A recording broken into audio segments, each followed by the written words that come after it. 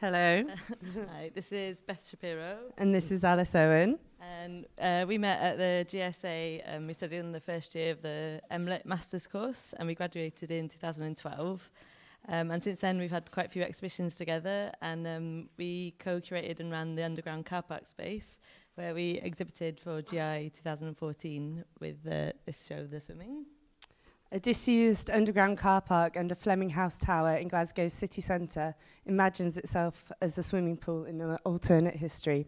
Subverted through a vision of a past non-existent utopia, the car park becomes a doorway into another world where the audience felt like they were stepping into a public pool and ready to go for a swim.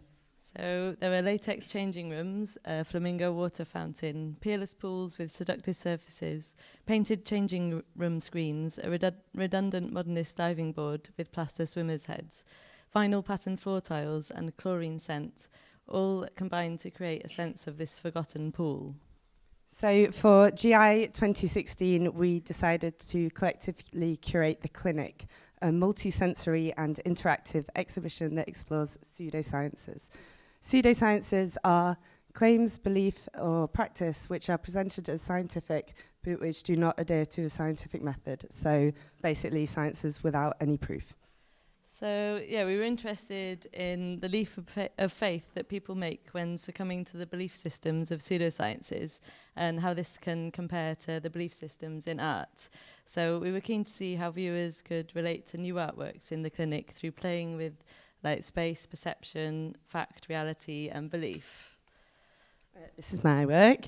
So I've been recording my friends and my own dreams for a few months now. So each pod plays one person's dreams through them in sleepy voices. So we're going to tell you some dreams. I dreamt that Michael Fassbender was trying to woo me.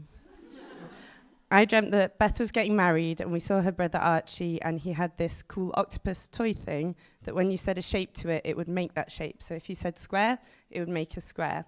Beth was wearing a pretty silver dress and false eyelashes that I wasn't quite sure about. I dreamt something about cornflakes, but that's all I can remember. I dreamt that my cat Bill was a cat, but he was also a phone, but he didn't like being used as a phone, so he kept getting annoyed at me for making calls on him. The pods are designed to create an intimate space between the viewer and the dreamers, so they're quite personal, but also kind of voyeuristic. So another treatment offered at the clinic is a chance to take time out and try my reflexology beds. So as you lie down on the cool black and brass stones facing the shining golden sun, pressure points are stimulated around the body. Meditative sounds allow you to reach a state of relaxation and your own personal zone. Many people experience a lightness or a tingling in the body, as well as feelings of warmth and a sense of opening and energy moving from the pressure of the stones to specific body areas or organs. There's often a physical perception of energy flowing through each organ or muscle, as well as a sense of communication between each body system. Some of the benefits include enhanced energy, relief from pain, more mobile joints, hair follicles stimulated to promote growth, a lowering of blood pressure, stress relief, personality improvement, and a general sense of well-being. So this is a few film stills from Nadezh Drazowski's film A Desert in the Heart of the World, and it's filmed in the Chartreuse Mountains in the French Alps and is based around the monastery of the ancient community of the Chartreux monks. And the film has a calming, again, meditative effect as you're lost in beautiful shots of the nature and the environment surrounding the monastery. And the film takes you through seasons and elements, changing and shifting without you realizing, on a continuous journey, almost like a recurring dream. Yeah.